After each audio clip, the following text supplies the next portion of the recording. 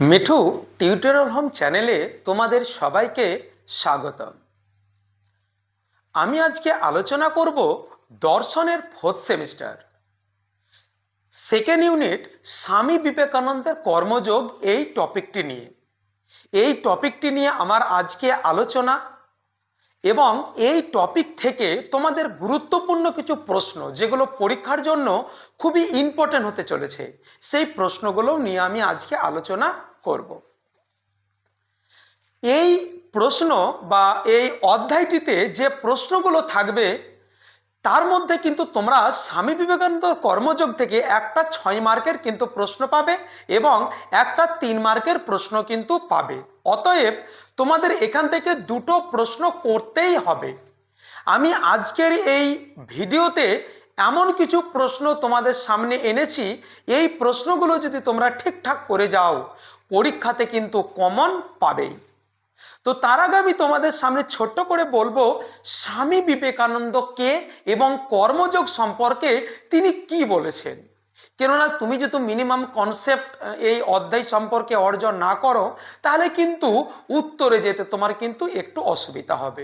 Suggestion তো তুমি পেয়ে যাবে, তার আগে ছোট্ট করে তুমি জেনে নাও ভারতীয় চিন্তাধারায় বা ভারতীয় আধ্যাত্মিকতার জগতে এক অন্যতম যুগ পুরুষ ছিলেন স্বামী বিবেকানন্দ। স্বামী বিবেকানন্দ একজন যুব সমাজের কবি।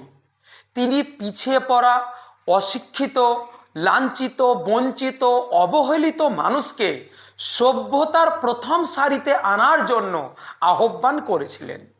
সেই তো স্বামী বিবেকানন্দ, যিনি গীতা ব্যাখ্যা করার পর 3খানা গ্রন্থ লিখেছিলেন, কর্মযোগ, জ্ঞানযোগ এবং ভক্তিযোগ। আমার আজকের আলোচ্য বিষয় হলো সেই গ্রন্থ যেটার নাম হলো কিন্তু কর্মযোগ। আর আজকের আলোচনার বিষয় মানে অধ্যায়টা হলো স্বামী বিবেকানন্দের কর্মযোগ। কর্মযোগ বলতে তিনি কি বুঝিয়েছেন? কর্ম মানে হলো যে কোনো কর্মের সঙ্গে বা যে কোনো কর্ম করা, এবং যোগ মানে হলো কোনো কর্মের সঙ্গে যুক্ত থাকা। তো স্বামীজি বিভিন্ন শ্রেণীর মানুষ যে নিষ্ঠার সঙ্গে, যে নৈতিকতার সঙ্গে, যে আদর্শের সঙ্গে, যে কর্মগুলোর সঙ্গে যুক্ত থাকে সেই কর্মকেই তিনি বলেছেন কর্মযোগ। তিনি কোন কোন কর্ম করতে হবে এবং কোন কোন কর্ম থেকে মানুষ্য জাতিকে বিরত থাকতে বলেছেন সেই নিয়ে কিন্তু আলোচনা করেছেন কর্মযোগ গ্রন্থে। কর্মযোগকে তিনি 2 ভাগে ভাগ করেছেন, একটা হলো নিষ্কাম কর্ম এবং একটা হলো সকাম কর্ম। তিনি নিষ্কাম কর্ম বলতে বলেছেন যে কর্মের মধ্যে কোনো লোভ, লালসা, কোনো আকাঙ্ক্ষা, কামনা, বাসনা ইত্যাদি যে কর্মে থাকে না সেই কর্মকে তিনি বলেছেন নিষ্কাম কর্ম। আর সকাম কর্ম বলতে তিনি বুঝিয়েছেন যে কর্মে লোভ, লালসা, কামনা, বাসনা, আকাঙ্ক্ষা যুক্ত কামনাকে তিনি সকাম কর্ম বলেছেন। আর তিনি তার কর্মযোগে সকাম কর্মটাকে অ্যাভয়েড করে তিনি নিষ্কাম কর্মই সম্পাদন করতে বলেছেন। কেননা নিষ্কাম কর্ম দ্বারাই মানুষ মোক্ষ লাভ করতে পারে, মানে দুঃখ থেকে মুক্তি পেতে পারে। স্বামী বিবেকানন্দের কর্মযোগের সার কথা 3টি। 1 নাম্বার হলো তিনি যে কর্ম করতে বলেছেন সেই কর্মের ফলের প্রতি তিনি যেন কোনো আকাঙ্ক্ষা মানে ফালাকাঙ্ক্ষা বর্জন করে তিনি কর্ম করতে বলেছেন। 2য় নাম্বার কর্ম হলো কর্তৃত্বাভিমান ত্যাগ, মানে আমি এইরকম কর্ম করলাম তো এইরকম ফল পাবো, এইরকম তিনি অ্যাভয়েড করতে বলেছেন। আর 3 নাম্বার কর্ম হলো তোমার ঈশ্বরে যাবতীয় কর্মফল সমর্পণ। মানে এক কথায় স্বামী বিবেকানন্দ কর্মফলের সার কথা 3টি। 1 নাম্বার হলো ফালাকাঙ্ক্ষা বর্জন, মানে আমি এইরকম কর্ম করলাম এইরকম ফল পাবো, এইরকম কিন্তু নয়। মানে তিনি যেরকম মানুষ যে কর্ম করে সেই কর্মের জন্য এরকম ফল পাবো এই আশাটা মানে অ্যাভয়েড করে কর্ম করতে বলেছেন। এইটাকেই বলা হয় ফালাকাঙ্ক্ষা বর্জন। 2য় নাম্বারটা আমি কি বললাম? কর্তৃত্বাভিমান ত্যাগ। আর 3য় নম্বর কর্মটা হলো তোমার যাবতীয় কর্ম ঈশ্বরের ওপরে সমর্পণ করতে হবে, কেননা মানুষের কর্মের ওপর অধিকার আছে, কর্মের ফলের প্রতি কিন্তু নেই। তো মোটামুটি স্বামী বিবেকানন্দ কর্মযোগ সম্পর্কে এইগুলো মোটামুটি স্পেশালি তিনি বলেছেন।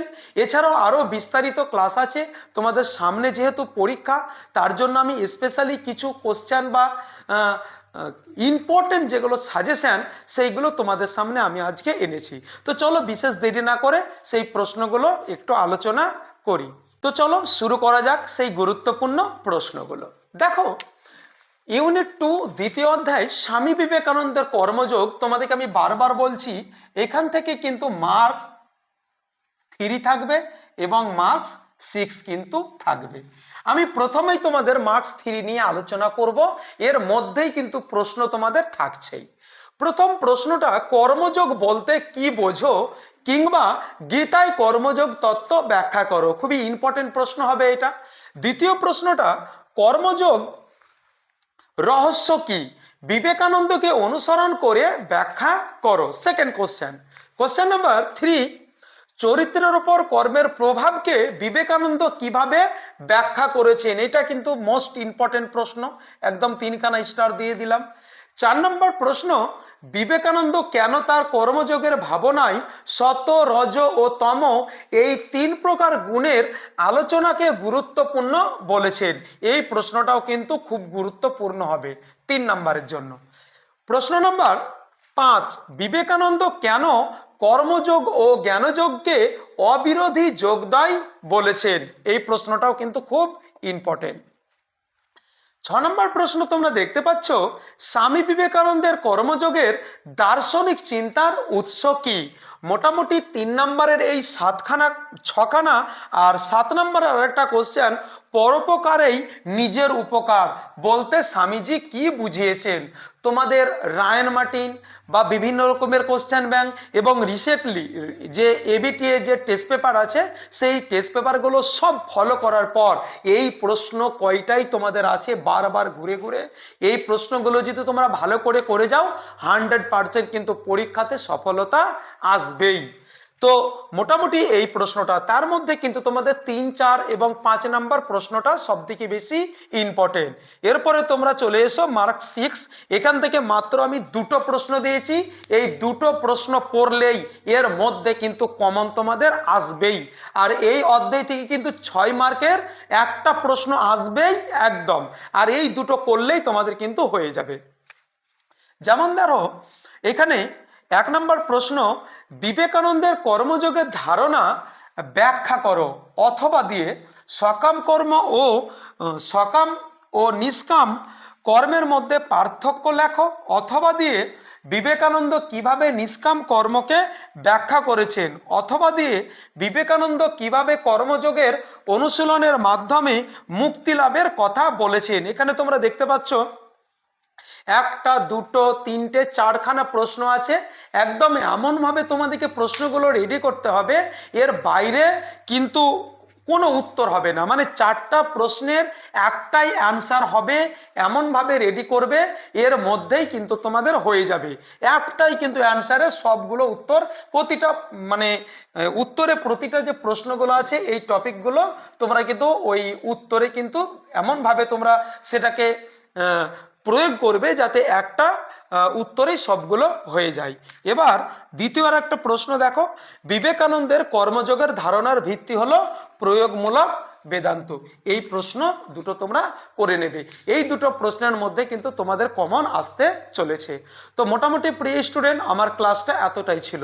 তোমাদের যাদের যাদের আমার এই ক্লাস বা এই সাজেশনগুলো ভালো লাগে, প্লিজ তোমরা নতুন হয়ে থাকলে আমার চ্যানেলটিকে সাবস্ক্রাইব করে নেবে এবং তোমাদের বন্ধুদের একটু শেয়ার করে দেবে। তো ভালো থাকো, সুস্থ থাকো, দেখা হচ্ছে নতুন একটি ক্লাসের সঙ্গে আগামী ভিডিওতে।